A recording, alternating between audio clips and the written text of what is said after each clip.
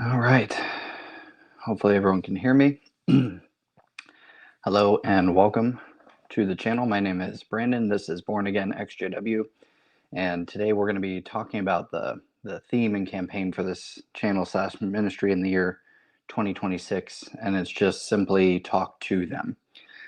It would be super helpful if one of you guys who's watching could just let me know in the comment section whether you can actually hear me right now.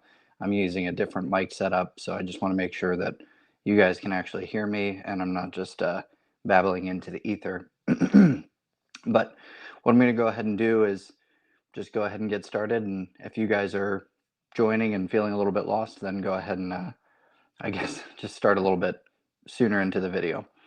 Okay, so this is the theme and campaign for this channel / ministry in the year 2026, and it's very simply just talk to them. So the them that I'm talking about is going to be Jehovah's Witnesses, Mormons, also known as Latter-day Saints, and Muslims.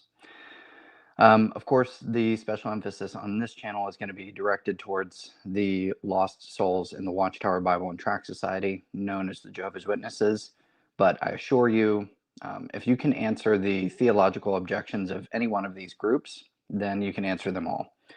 One more time, if you can answer the theological objections to any one of these groups, you can answer them all. So these are the live stream goals for this stream.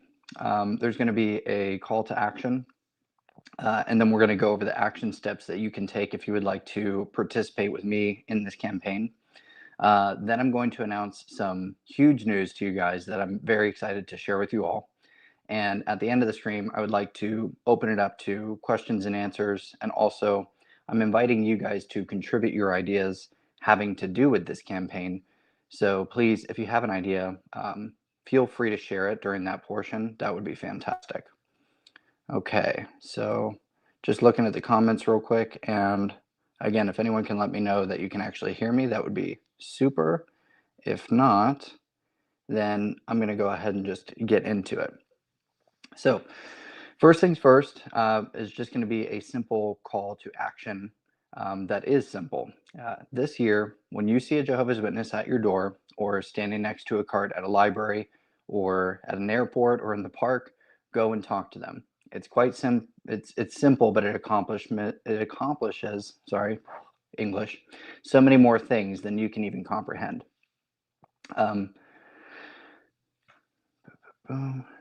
I'm guessing if you're here in this live stream and you watch my content, then you more than likely have a head and a heart for the Jehovah's Witnesses and also a calling to some sort of ministry towards them. And you can help equip your church community with that as well. So that is going to be kind of the call to action. So if you already belong to a church, then my preliminary action steps are not going to make a whole lot of sense for you. So just kind of stick around. Because again, they're not going to apply to you because you already have a connection to a church and you can begin to implement this immediately. So here are the steps I'm taking as of now. Recently, Chelsea and I moved to a completely different state, and since then I have looked up the churches in my immediate area within a 20-mile radius and have researched their websites and their what we believe tabs or their statements of faith. I'm looking specifically for churches that are Trinitarian in their confession, because otherwise, what's the point? And after going through the process of finding the churches, going to their websites, vetting their beliefs, so after vetting the churches, I contact them during their open office hours, and I try and speak to a church receptionist and or an office director to tell them about what my mission is. My mission is to reach out to Jehovah's Witnesses in love and try and, of course, win them to Christ. But what I'm trying to do is I'm trying to get in touch with someone who is in charge of outreach or ministry for that church. So that's what I'm asking the receptionist for. Like, who do I need to be talking to at this church? Okay. So what I'm trying to do is I'm trying to specifically do 3 different things when I get in touch with the person who's in charge of ministry. So one of those things is going to be doing a speaking engagement at that church. And part of that speaking engagement is going to include a brief overview of the beliefs of the Jehovah's Witnesses, maybe a little bit of my testimony. In your case, you can craft it to however you need it to be. and then make them aware of the upcoming invitation campaign that the Watchtower will launch starting March 6th. So, even for you guys too, making you aware of this, beginning March 6th, the Watchtower Bible and Tract Society is going to start a invitation campaign where they're trying to invite as many people as possible in their immediate communities to attend what they call the Memorial of Jesus' Death, or simply the Memorial. So they're going to be launching that campaign, and they're going to be putting these invitations anywhere in people's doors. They are going to be putting them at gas stations and laundromats, and inviting coworkers and people who were formerly Jehovah's Witnesses but have now left, or people who are weak in the faith, and they're just inviting them back. And so all of this is going to be going down starting March 6th.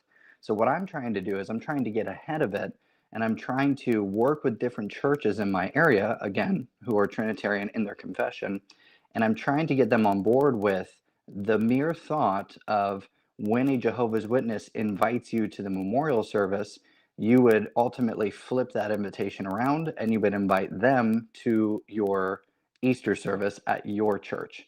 So that is the call to action. And of course, I'm going to address any kind of objections that you might have to, reaching out to Jehovah's Witnesses this way. But that is the goal of the speaking event. So this Thursday, I'm actually going to be speaking at a Baptist church, and they've invited me to spend like 25 to 45 minutes talking about a brief overview of the Jehovah's Witness beliefs, the invitation campaign to the memorial that the Jehovah's Witnesses are going to be launching, and ultimately how to reverse that invitation around and invite them to your Easter service. And again, I'm already anticipating objections to that, and I will definitely address that. You could even put it in the comment section if you have an objection to that. Okay, so that is the whole thrust of the campaign, is just to get churches and Christians primed and thinking when they see a Jehovah's Witness, when they interact with a Jehovah's Witness, when they see a Latter-day Saint and they talk with them, or when they see a Muslim and it comes up in conversation, start to just do the simple act of inviting them to your church, or even just do the simple act of talking about your faith with them. It goes a long way. As I was calling these different churches and I was trying to get them to understand what it was that I was trying to talk to them about, it was surprising to me how many Christians admitted that they were just trying to get Jehovah's Witnesses off of their porch. And this is not a condemnation of Christians. I understand the sentiment. Jehovah's Witnesses can kind of twist you in a theological knot, and if you're not prepared, they can, kind of bamboozle you on a Saturday morning when you're tired, or, so it's a little bit hard, and it can be a little bit intimidating talking to Jehovah's Witnesses. But if you think of them as a person made in the image of God, the two greatest commandments is to love God with all your heart, soul, strength, and mind. And the second is like it, to love your neighbor as you love yourself. So if you can look at the Jehovah's Witnesses not as a target, but as someone to love, that's a neighbor to love, then it should compel you to go out and reach out to them in love. And what I'm arguing for is actions speaking louder than words. So what I mean by this is groups like the Jehovah's Witnesses, the Latter-day Saints, and the Muslims, Islam, they are conditioned to believe particular things about Christians in Christendom. And I'm going to speak specifically to the Jehovah's Witness things that they are convinced of. And the first thing would be that Christians do not practice their faith. That's going to be the first thing that they're convinced of from the podium of the Kingdom Hall. The second thing that they're going to be convinced of is that Christians don't know their Bibles. They don't use their Bibles in worship and or study. So that's going to be a second lie. And third is going to be that Christians don't live a Christian lifestyle. Now, of course, a lot of these categories are going to be tainted by Watchtower interpretation of what those terms all mean. But because these groups are self-insulating, they keep the Jehovah's Witness who's in school, your classmates are your enemies, so don't hang out with them. For the Jehovah's Witness who's in the workforce, your coworkers are your coworkers. They're your enemies, don't interact with them.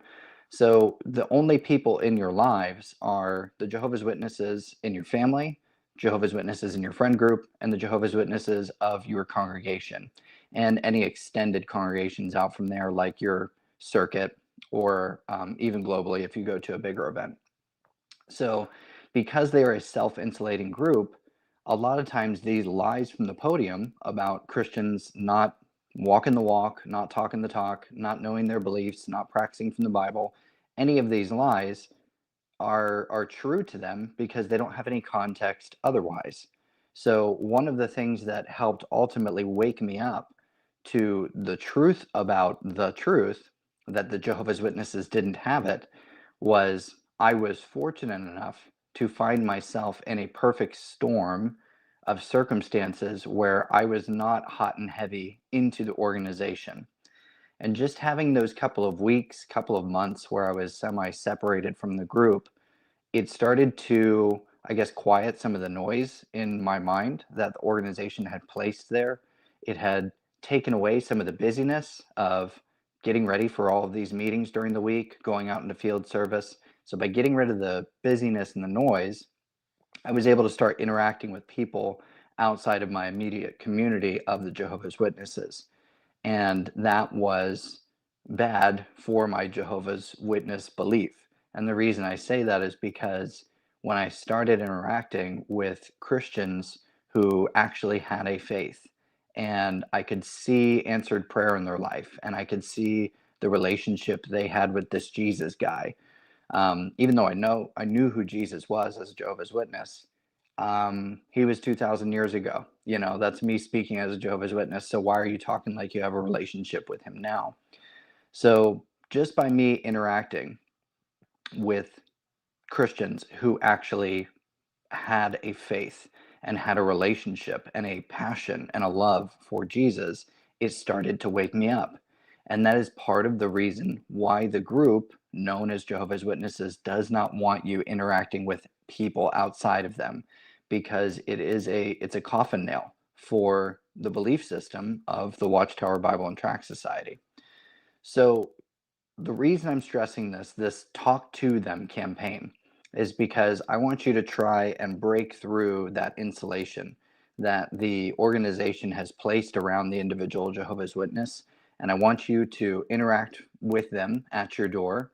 I want you to see them at the cart. And if you have time, obviously I'm not asking you to miss an appointment, but if you have time and you see them at the cart, walk over and start talking with them. Obviously don't be a robot, but start talking with them about your faith. Show them, don't tell them, show them with your actions of you showing up that you love Jesus, that you have a relationship with him. So just by the mere act of you doing it, it's going to go a long way in dispelling the lies from the podium of the Kingdom Hall. Okay, so what I'm inviting you guys to do, like I said, I'm speaking at a church this Thursday to try and get them on board with that idea. Just prime them to think, listen, Jehovah's Witnesses are people, Latter-day Saints are people, Muslims are people. If you see them, love them as your neighbor, reach out to them. Don't be intimidated, because your words and your deeds are going to have a big effect. So that's what I'm doing this Thursday. I'm inviting you guys, you can do the same thing. If you are here, then I'm guessing you're already primed towards reaching the lost souls within the cults. So, maybe you're the person in your church who has that gifting, who has that mission, who has that heart. So, I'm not saying, you know, um, put down other ministries within your church, but I'm saying maybe you're the one to begin an apologetics group or an outreach group towards people specifically in these 3 or 4 groups. So, what I would do is, again, if you're a part of a church, then you're going to know who to talk to get this sort of thing going. So that's what I want to invite you guys to do. Is, like I said, I'm reaching out to churches in a 20-mile radius, because I'm not actually a part of a church right now because we just moved. So we're looking for that. But what I am trying to do is I'm trying to get to all of these different churches, and I'm trying to just speak in front of them. I'm trying to get a person in front of them who was a Jehovah's Witness to just say, guys, I was once the person knocking on your door. And if a few of you would have just stopped and talked to me, I may have been out of the group sooner. right? So if I can get people to just start thinking that way before the campaign of the memorial, then it would be super, super awesome for you guys to invite them to church and get other members of your church to invite Jehovah's Witnesses, right? So I am just going to check the comments real quick. And like I said earlier in the stream, I have some really exciting news that I want to share with you guys. So I'll be sharing that here in just a minute, but I want to go ahead and check the comments. So let me see what we got here. We've got Mariella. Thank you for exposing this cult. One of my friends is a third generation Jehovah's Witness. I'm praying for her. Mariella, that is tricky, but like I was saying earlier, if you just continue to be a Christian, a person of faith in her life, I promise you that's going to go a long way. It was something that really had an effect on me, and I can point to that as one of the things that helped wake me up. Ranger Review says there are other channels on YouTube that have tried studying with the JWs and have actually lost their faith from 3 to 4 studies and have turned agnostic. Ooh, weird. Wait, I hope I read that right. There are other channels on YouTube that have tried studying with the Jehovah's Witnesses and have actually lost their faith from 3 to 4 studies and have turned agnostic. So wait, did the channels that tried to study with them turn agnostic, or did the Jehovah's Witnesses turn agnostic? Interesting. That's super interesting. Okay. So anyways, like I said, I've got some huge news that I wanted to share with you guys, and I'll probably be doing a post about this later. So of course, if you see this in the oh, quick, we have a answer to the question. Yes, the channel. Oh, that's sad. That's really sad. I am sorry to hear that. I guess, yeah, that might be a different topic, is like, don't engage necessarily in studies with Jehovah's Witnesses if you aren't feeling like your beliefs. But yeah, I trust God to get everyone where they want to be. So if a person wants to be in the kingdom forever, like they truly do, I think they're going to seek him out, whether they're in the group of Jehovah's Witnesses or whether they're in any other group. But that is sad to hear that a channel that was studying with Jehovah's Witnesses became agnostic. That's kind of baffling. Okay, so I'm going to share this huge news with you guys. Hopefully it pops on the screen like I'm hoping to. So the reason for the move recently, some of you will understand when you see this photo. Okay, hopefully you guys can see that. If some of you are having a hard time identifying what's going on here, this is a photo of Chelsea and I in the woods with a digital pregnancy test. And yes, the word, in fact, on the screen is pregnant. So Chelsea and I, well, I should say Chelsea is with child. This is our first. We are very excited. And my whole world has shifted and changed, to be completely honest. I don't really quite have the words for it right now, but it has changed everything. So, of course, it prompted some huge, moves that we had to make in this life. So recently, we've taken a couple of leaps of faith, and we're extremely grateful for the protection and provision that we've been given so far. But yes, Chelsea and I, we got a wee bairn on the way, and we are so excited. And I'm excited to share it with you guys. Like I said, I'm going to do a post about it later. But to top it all off, here is another photo. This is Chelsea and I. We did a private gender reveal. It was literally just the two of us in a park. We had sent the results to a friend. And then we were sitting there and we had this pink teddy bear and we had this green frog. And we got a text message from our friend, and Chelsea had her eyes closed, and I got the text message. And guys, we are having a frog. Like, can you believe it? We're having a frog. So the frog is, of course, supposed to be a boy. So congratulations, me. The kingdom has an heir. I'm psyched out of my mind. I can't tell you guys how exciting this is. So gonna go to the comments real quick. Pam, thank you so much. She said, congrats, great news. Thank you, Pam. Appreciate you. We're over the moon. And then Southern Lady says, congrats, thank you so much. Yeah, we're excited about, like I said, we're having a frog. All right. So that is the huge news, guys, is Chelsea and I, we've, like I said, we've got a wee baron on the way, and it's caused us to have to make a lot of big moves. So you'll even notice that my background is different. This is not my background. This is a temporary background.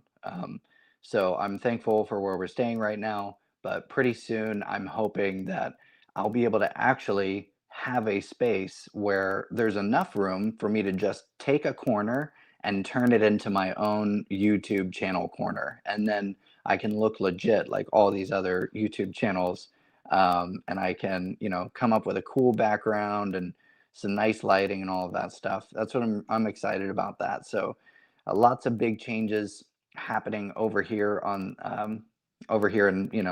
born again XJW land.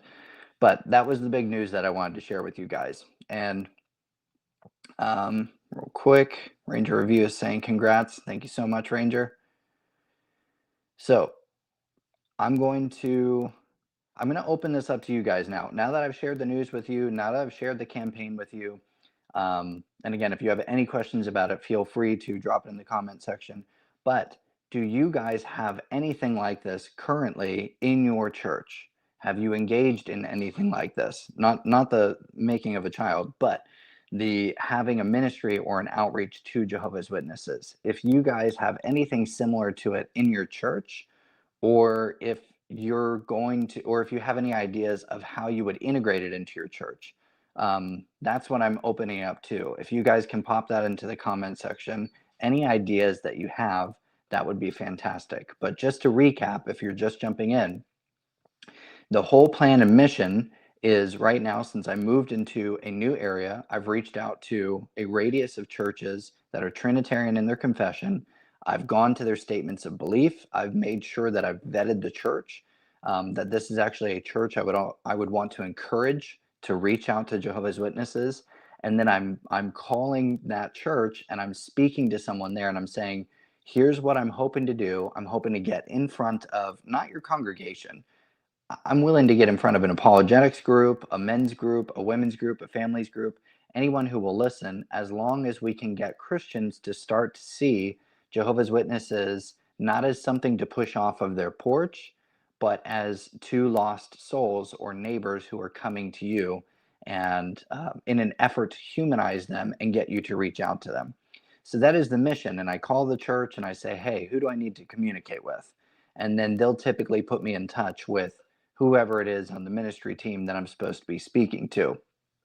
After that, I try and let them know what the mission is. And then from there, they can actually let me know, hey, we have an opening here. You can come in and speak. Like I said, this Thursday, I'm speaking at a Baptist church, and they're going to give me 25 to 45 minutes to do a brief overview of what the Jehovah's Witnesses believe, talk about the invitation campaign that's happening starting March 6th, where Jehovah's Witnesses are going to invite a lot of people to the memorial service, and then again, try and prime the members of your congregation to reverse that how do I want to say, invitation on the Jehovah's Witnesses to say, hey, we have an Easter service happening at our church. Would you come?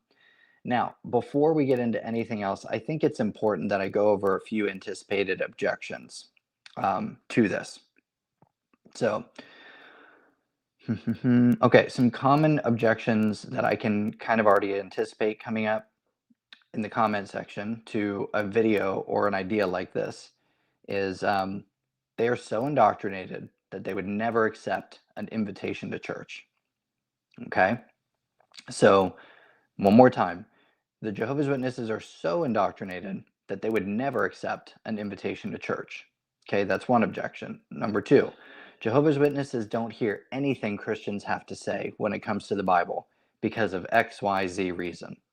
Okay, so that's a second objection. A third one might be something like, you will never change their minds on this topic, right? So that's a third objection.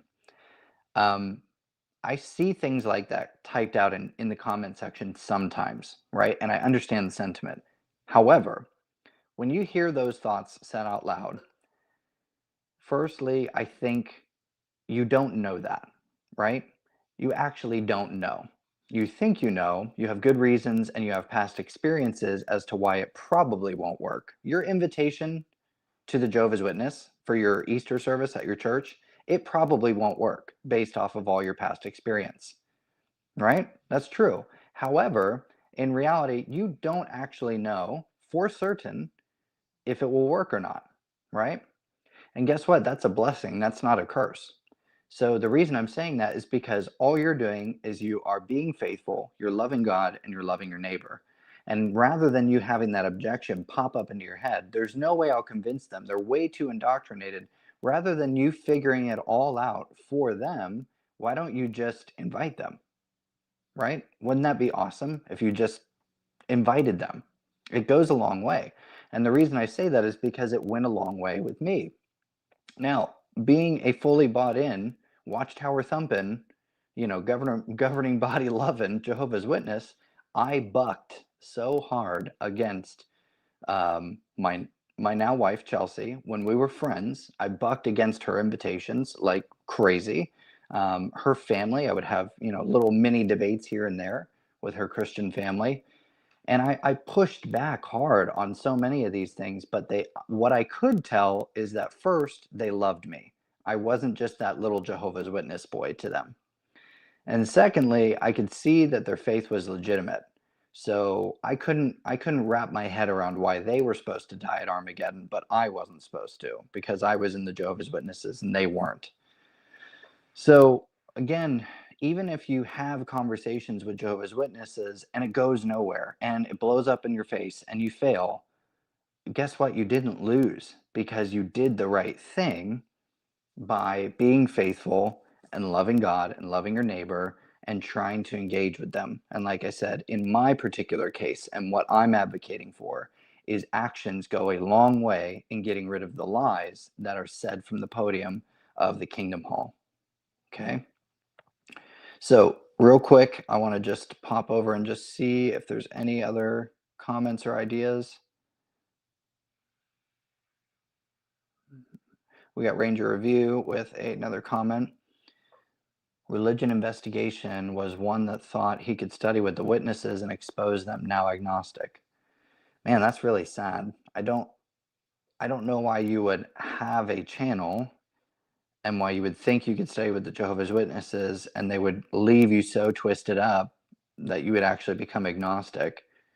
But I mean, to me, this is kind of like a prime example of they left us because they were never of us. I mean, if just studying with Jehovah's Witnesses is enough to turn you agnostic, when you realize that they're not even in the camp of being Christian, religion investigation, shame on you. That's what I have to say to that. I don't know who that channel is, but I'll have to look into that. You following up with, yep, not a chance that they will attend another church if they are spiritually strong. 100% not allowed to attend another service unless it's a death ceremony. Yeah, all these things are true. That is absolutely true. So I can guarantee you a Jehovah's Witness has probably never received a invitation to church from a Christian. I don't know. Maybe they have. Maybe there's a few Christians who have been, funny and faithful enough to go ahead and do that. But again, what we're trying to do is we're trying to dispel the lies from the podium. So that is the whole thrust of Talk to Them. Like I said, I think I was mildly inspired, guys, by Dr. Nabil Qureshi. I don't know if you've ever heard of him or if that strikes a chord with any of you guys, but I'll give you a quick synopsis of why I resonated with his story so much. So the late, he's gone to be with the Lord now, but the late Dr. Nabil Qureshi was formerly an Ahmadi Muslim, which funnily enough, some people say the Ahmadi Muslims are like the Jehovah's Witnesses of Islam. So the late Dr. Nabil Qureshi was formerly a Ahmadi Muslim, super devout, super devout. And he eventually, by having conversations and a very intense, loving relationship with his best friend, David Wood, he ended up over years and years and years becoming convinced of the truth that is in the Bible. He ended up believing that the crucifixion happened. He ended up believing that the New Testament documents were reliable. He ended up believing that the Quran was corrupted because of the controlled transmission of it. But this took years, and it took so long that there was people in David's circle. David is the Christian best friend of Nabil at this time. And there are so many people who are saying, you've got to give up on this Muslim. He's never not going to be Muslim anymore. And David just wouldn't do it. David loved Nabil. And because David loved Nabil and continued to wrestle with him and work through these subjects with him, and because Nabil was wrestling with truth, ultimately he landed on all of those conclusions that the crucifixion really happened, that the New Testament documents are reliable, that the Quran was corrupted, and that Jesus is the second person of the Trinity, the eternal creator God. So he landed on all of those things. And if you want to hear Nabil's story, then it's as simple as going to YouTube. You can do it after this live stream or whenever you click away, whenever you get time. Go to YouTube, type in Seeking Allah and Finding Jesus. That is the book that Dr. Nabil Qureshi wrote about his journey into becoming a Christian, which in Islamic circles is a death sentence. Because if you become an apostate as Jehovah's Witness, yes, they look at you like you're a demon. Yes, your family stops talking to you. Yes, you might lose your job. Lots of horrible things might happen to you. But every single school of Islamic thought and every single sect of Islam does agree that apostates can suffer the death penalty um, under Islam. So even not under Islam, not even under Sharia. So every single school of Islamic thought would agree that apostates deserve to be killed. So when Nabil left his faith, he wasn't just leaving his entire family like a Jehovah's Witness was. He was possibly going to lose his life just for making that confession that Jesus is Lord. So you can look up Seeking Allah, Finding Jesus, watch his, it's done at a church, the one I really like, his presentation. It's done at a church, there's a big opening, and then there's his actual speech. If you want, you can skip the opening and go right to the speech. But when you listen to Nabil, you may as well plug a Jehovah's Witness in there because many, if not all, of his experiences were so similar. When I read his book, it was like I was reading my own thoughts and some of my own experiences of coming to faith in Jesus. So I want you to go and listen to that because, again, Jehovah's Witnesses are one thing, but when you look at this Muslim who's saying, I had a girl in school who looked at me and said, Nabil, do you know Jesus? And he said, by the way, when she did that, my respect for her automatically went through the roof because so many of the kids in the classroom were self-declared Christians. And what I knew about Christians was they believed that if I didn't follow their God, then I would go to hell. And she was the only one to turn around and ask him if he knew who Jesus was. So he wasn't offended by that. Now, again, he's got an Arabic background, or sorry, he's from Pakistan. So he has that background of being a little bit less flimsy than an American sensibility, but his respect for her went through the roof because she wanted to share her faith. Now, in that moment, he tried to turn her invitation into his own personal invitation to Islam. He told her that Jesus wasn't God. He told her all sorts of things, and it kind of crushed her a little bit. But since then, they've connected. Anyways, I don't want to spoil the whole story for you guys. Go ahead and watch it. But I think if you read that if you watch that talk that he does at that church where he talks about his story, and if you get a chance to read his book, I promise you, if you weren't on board with what I'm talking about at the beginning of the video, then you'll certainly be on board by the end, because Nabil told this story about an exchange student that was brought from a different country, and that exchange student, because he was from an Arabic background, he brought an entire suitcase filled with gifts, right?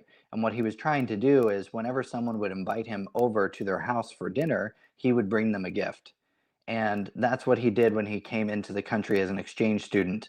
And unfortunately for him, when he left to go back to Pakistan, his suitcase of gifts was completely full because no one invited him over for dinner, no one invited him to church. He literally came into the country as an exchange student, didn't get to give away any gifts because he was never invited into a Christian's home.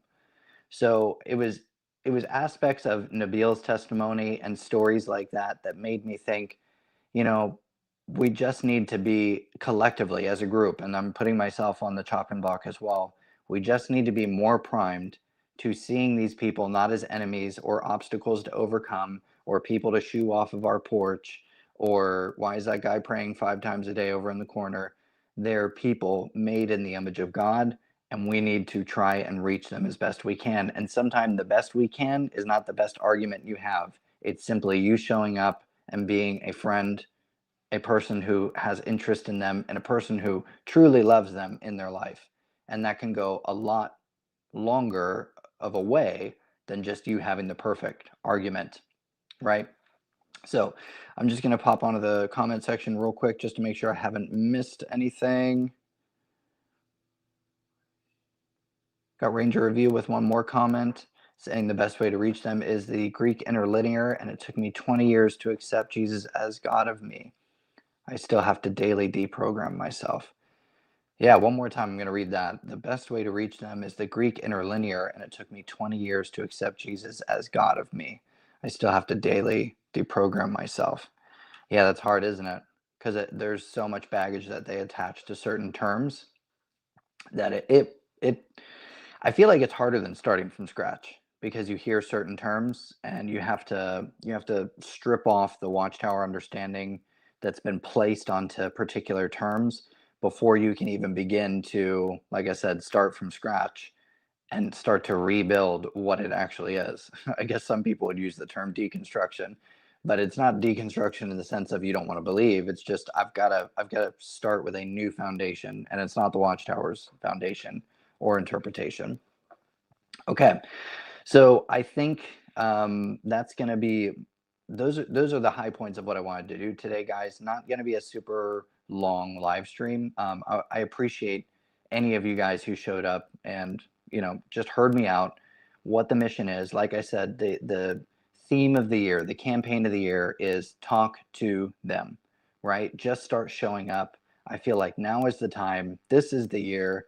Let's just start not only with ourselves, but start getting our church community and body. If this is your gifting, if this is your interest, start trying to talk to other members of your church about it as well.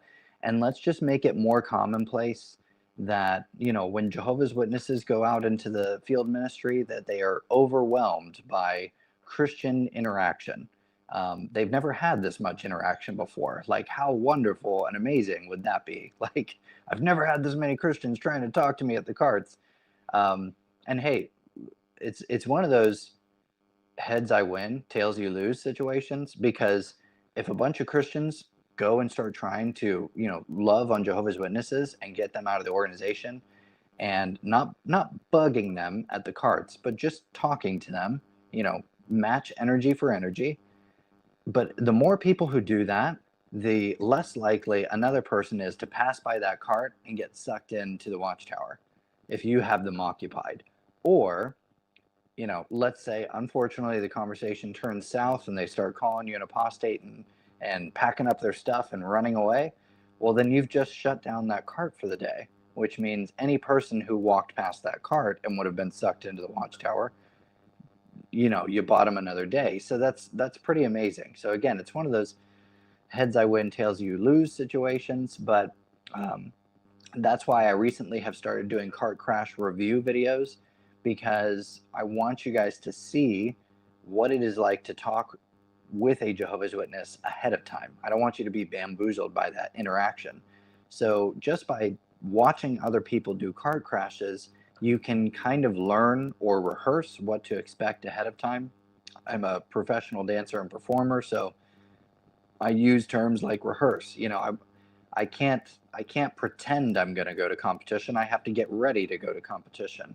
So the way I do that is through rehearsal, and then eventually there is a date and a deadline, and I go to competition and I perform. And it's the same thing with cart crashing or talking to Jehovah's Witnesses. You do these cart crash reviews with me, or just watch cart crashes on your own. See kind of what topics people will bring up when they talk to the Jehovah's Witnesses. See how the Jehovah's Witnesses answer or don't answer, as is the case lately in the year 2026. But either way, and also kind of see how you can match energy for energy. So what I mean by that, and I think I might leave us with this, is, in one of my recent videos, Jeff from Apologia Studios, he has an interaction with two Jehovah's Witnesses at the airport, and they are, for the most part, kind of kind and respectful. You can tell they don't want Jeff there, but that doesn't matter. So he is kind and respectful back to them. He's firm. He's not an jellyfish. He has a spine, um, but he is firm. But he's also kind, right? And then in the next video that I'm going to be doing with Jeff and a different set of Jehovah's Witnesses who came in at the end of the shift change, you can see these Jehovah's Witnesses bring a completely different type of energy. And what you can see Jeff do is ratchet up the intensity, I guess you could say, and he goes a lot more straightforward in his declaration. It's not questions about why do you guys believe in a false Christ that you can't find in scriptures. It's you guys believe in a false Christ and a false gospel, and you're spreading these lies around. So what happened was, in one conversation, he was having a good and gentle and kind and respectful interaction back and forth. So he was more or less leading with questions, right? Now, questions, the nice thing about them is our minds get to working on them and they start to lead us to conclusions. And that's typically why Jehovah's Witnesses get frustrated with questions, because I think they can see the conclusion at the end of the thought and they don't like it. That's why they run away. Whereas that was the nice and gentle conversation leading with questions. And then the other interaction with the Jehovah's Witnesses who were more bombastic and were saying, you're not here to learn, you're not here to learn, just go ahead and go away. So then that's when Jeff changed his verbiage, and it went from, I'm worried you guys have a false Christ, to you guys have a false Christ and you're spreading a false gospel. And as a minister of the gospel, I'm here to tell you that you guys are professing a false Christ and a false gospel. So you can see the energy will definitely change and shift through some of these crash.